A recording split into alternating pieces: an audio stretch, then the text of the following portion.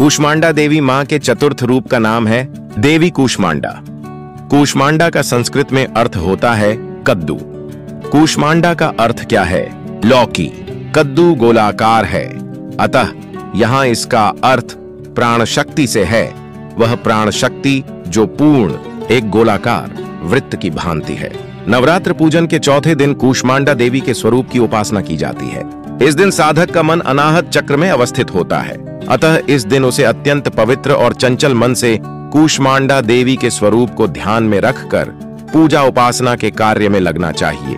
जब सृष्टि का अस्तित्व नहीं था, तब इन्हीं देवी ने ब्रह्मांड की रचना की थी, अतः ये ही सृष्टि की आदि स्वरूपा, आदि शक्ति है। इनका निवास सूर्यमंडल के भीतर के लोक में है। वहां निवास कर सकने की क्षमता और शक्ति केवल इन्हीं में है। इनके शरीर की कांति और प्रभा भी सूर्य के समान ही दिव्यमान है। इनके तेज और प्रकाश से दसों दिशाएं प्रकाशित हो रही हैं। ब्रह्मांड की सभी वस्तुओं और प्राणियों में अवस्थित तेज इन्हीं की छाया है। मां की 8 भुजाएं हैं, अतः ये अष्टभुजा देवी के नाम से भी विख्यात है। इनके 7 हाथों में क्रमशः कमंडल, धनुष, बाण, कमल पुष्प, अमृतपूर्ण कलश, चक्र तथा गदा है। 8वें हाथ में सभी सिद्धियों और निधियों को देने वाली जपमाला है। इनका वाहन शेर है। महिमा मां कूष्मांडा की उपासना से भक्तों के समस्त रोग शोक मिट जाते हैं। इनकी भक्ति से आयु, यश, बल और आरोग्य की वृद्धि होती है। मां कूष्मांडा अत्यल्प सेवा और भक्ति से प्रसन्न होने वाली है। यदि मनुष्य सच्चे हृदय से इनका शरणागत बन जाए तो फिर उसे अत्यंत सुगमता से परम पद की प्राप्ति हो सकती है। विधि विधान से मां के भक्ति मार्ग पर कुछ ही कदम आगे बढ़ने पर भक्त साधक को उनकी कृपा का सूक्ष्म अनुभव होने लगता है। यह दुख स्वरूप संसार उसके लिए अत्यंत सुखद और सुगम बन जाता है। मां की उपासना मनुष्य को सहज भाव से भवसागर से पार उतारने के लिए सर्वाधिक सुगम और श्रेयस्कर मार्ग है। मां कूष्मांडा की उपासना मनुष्य को आधियों व्याधियों से सर्वथा विमुक्त करके उसे सुख, समृद्धि और उन्नति की ओर ले जाने वाली है। अतः अपनी लौकिक पारलौकिक उन्नति चाहने वालों को इनकी उपासना में सदैव तत्पर रहना चाहिए। उपासना चतुर्थी के दिन मां कूष्मांडा की आराधना की जाती है। इनकी उपासना से सिद्धियों में निधियों को प्राप्त कर समस्त रोग शोक दूर होकर आयु यश में वृद्धि होती है। प्रत्येक सर्वसाधारण के लिए आराधना योग्य यह श्लोक सरल और स्पष्ट है। मां जगदम्बे की भक्ति पाने के लिए इसे कंठस्थ कर नवरात्रि में चतुर्थ दिन इसका जाप करना चाहिए। पूजन इस दिन जहां तक संभव हो बड़े माथे वाली तेजस्वी विवाहित महिला का पूजन करना चाहिए। उन्हें भोजन में दही, हलवा खिलाना श्रेयस्कर है। इसके बाद फल, सूखे मेवे और सौभाग्य का सामान भेंट करना चाहिए, जिससे माता जी प्रसन्न होती हैं और मनवांछित फलों की प्राप्ति होती है।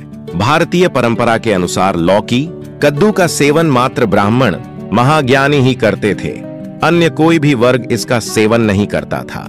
लौकी, कद्दू आपकी प्राण शक्ति, बुद्धिमत्ता और शक्ति को बढ़ाते हैं। लौकी, कद्दू के गुण के बारे में ऐसा कहा गया है कि यह प्राणों को अपने अंदर सोखते हैं और साथ ही प्राणों का प्रसार भी करते हैं। यह इस धरती पर सबसे अधिक प्राणवान और ऊर्जा प्रदान करने वाली शाक सब्जी है। जिस प्रकार अश्वत्थ का वृक्ष 24 घंटे ऑक्सीजन देता है, उसी प्रकार लौकी, कद्दू ऊर्जा को ग्रहण या अवशोषित कर उसका प्रसार करते हैं। संपूर्ण सृष्टि प्रत्यक्ष व अप्रत्यक्ष, अभिव्यक्त व अनभिव्यक्त एक बड़ी गेंद गोलाकार कद्दू के समान है। इसमें हर प्रकार की विविधता पाई जाती है, छोटे से बड़े तक। कू का अर्थ है छोटा, शो का अर्थ है ऊर्जा और अंडा का अर्थ है ब्रह्मांडीय गोला, सृष्टि या ऊर्जा का छोटे से वृहद ब्रह्मांडीय गोला। संपूर्ण ब्रह्मांड में ऊर्जा का संचार छोटे से बड़े में होता है। यह बड़े से छोटा होता है और छोटे से बड़ा।